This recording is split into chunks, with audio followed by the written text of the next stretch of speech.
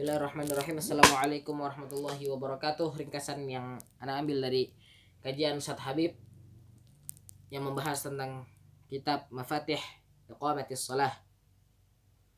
Yang faedah yang pertama adalah ketika seseorang sudah kehilangan di dalam pendidikan pada sholatnya, maka akan susah bagi dia dalam memperbaiki akhlaknya. Kemudian faedah yang berikutnya, sholat itu membuat ruh kita tuh baik. Dan ketika ruh baik, maka jasadnya akan baik. Kemudian faedah yang selanjutnya, tarbiyah di dalam sholat tidak akan lepas dari yang namanya Al-Quran, karena Al-Quran itu bagian dari sholat. Kemudian sholat itu ada dua bagian. Bagian yang Allah miliki, yaitu pujian dan pengagungan pada Allah.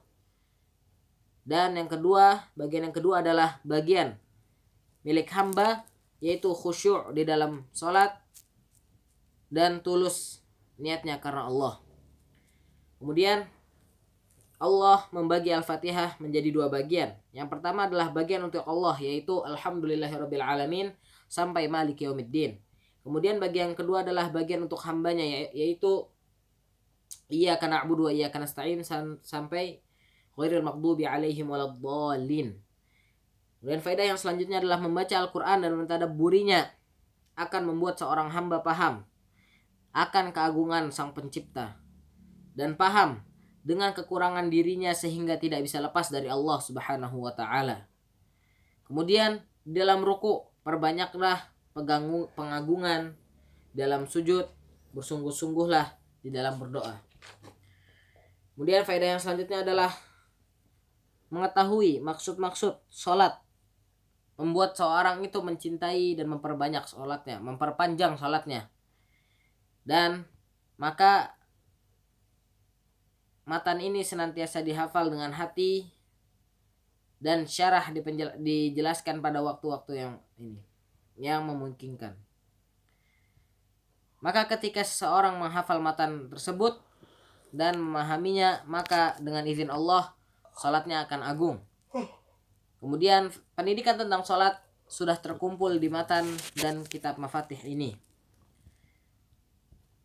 Kemudian salat kita akan bagus dengan kita mengetahui maksud-maksud salat.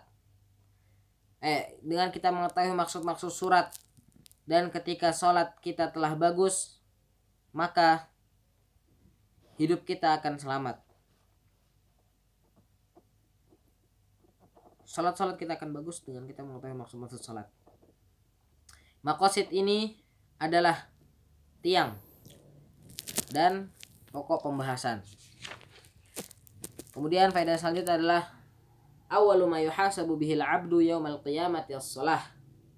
Idza saluhat saluha sa'iru 'amalihi wa idza fasadat fasada sa'iru 'amalihi. Perkara yang pertama kali dihisab pada hari kiamat adalah salat. Apabila salat itu telah baik, maka baiklah seluruh amal kita, seluruh amalnya. Dan apabila salat itu telah rusak, maka rusaklah seluruh amalnya.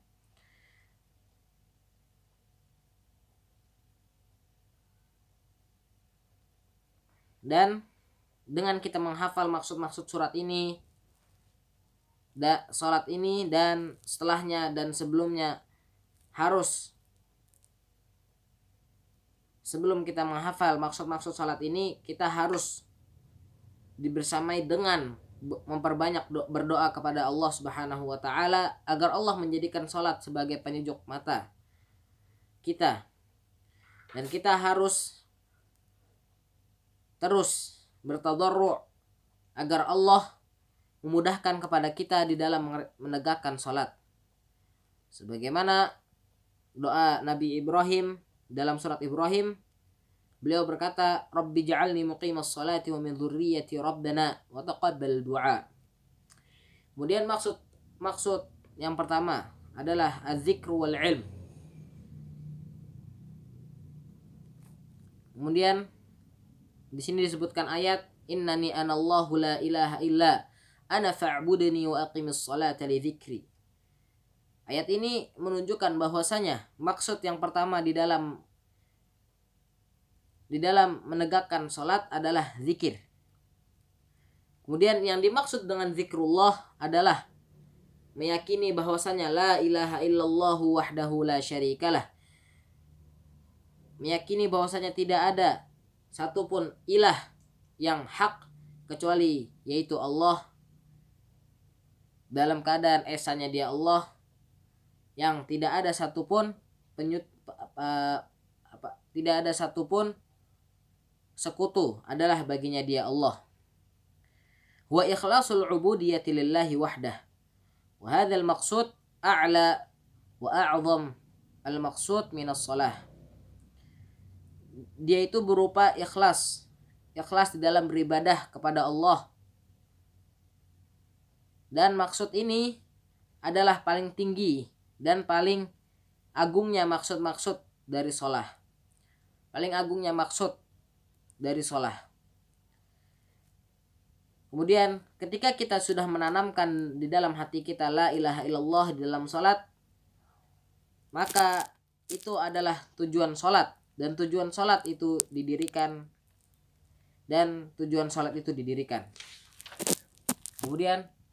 Kemudian salah satu maksud salat adalah meninggikan nama Allah. Kemudian faedah yang selanjutnya, setiap salat itu menambahkan pengetahuan dengan Allah. Dan faedah selanjutnya, salat itu adalah tempat untuk memperbanyak mengingat kepada Allah. Kemudian faedah yang terakhir adalah man lam yas'alillaha yaghdab alaih. Barang siapa yang tidak meminta kepada Allah, maka Allah akan marah kepadanya.